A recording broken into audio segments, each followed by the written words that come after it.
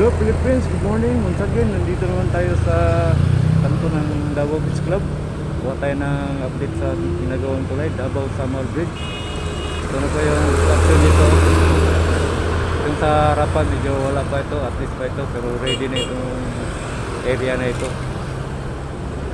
Okay, pasok tayo sa loob. Kuha tayo ng update doon.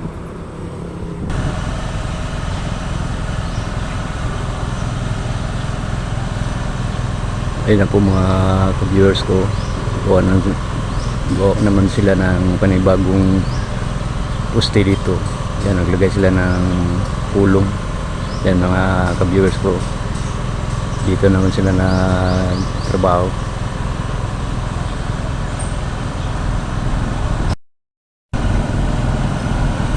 Kasi doon sa kabila parang tapos na yung apat na poste doon, yung unang poste.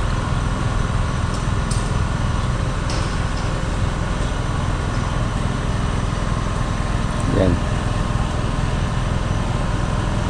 Okay, kung bago ka pa lamang sa aking channel, paki-subscribe na lang po, paki-pindot na lang po yung notification bell at saka like and share para updated kayo sa lahat ng mga videos kong gagawin. Okay, punta tayo sa kabilang area, kuha tayo ng update doon.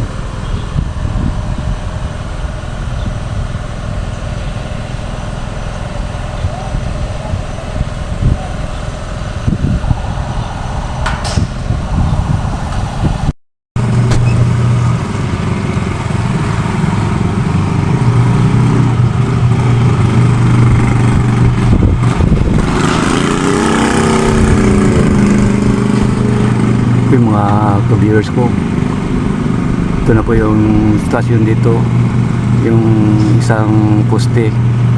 Yan, parang schedule na yun na buhusan siguro mamayang gabi kasi malapit na natapos yung plate na nilagay nila. Saka dito sa kabila, yan na po yung poste nya, yung column nya medyo marapit na tinatapos.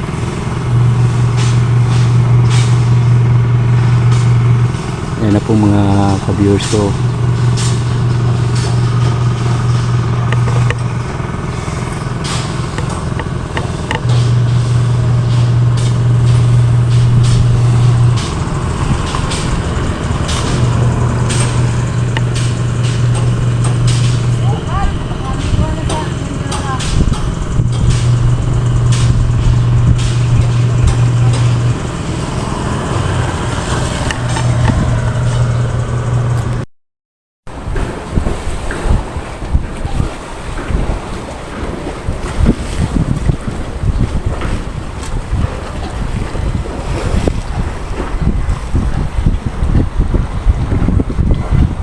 Okay mga ka-viewers, nandito naman tayo sa Sissoy Beach.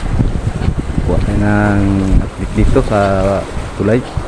So ngayon grabe yung halo abagat, kaya walang naliligo kasi delikado kasi maalon. Ayun na po mga ka-viewers ko.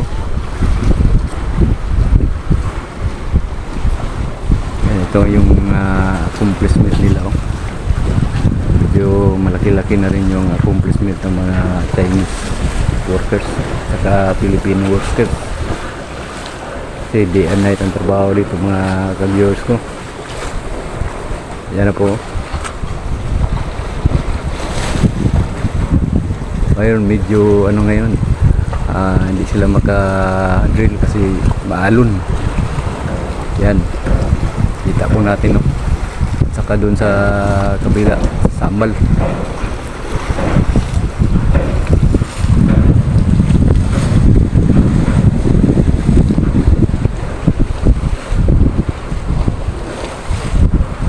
Shout out nga pala kay Kinito Sinisa, kaibigan ko.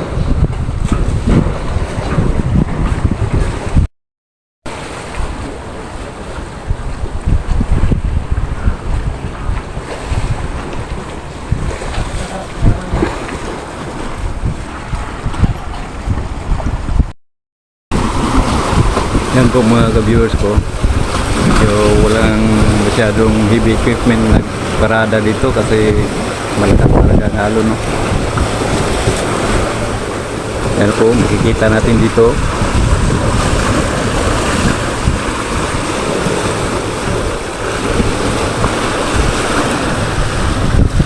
Okay, hanggang dito na po tayo. Sana nagustuhan yung video kong ito. Thank you very much and God bless you all.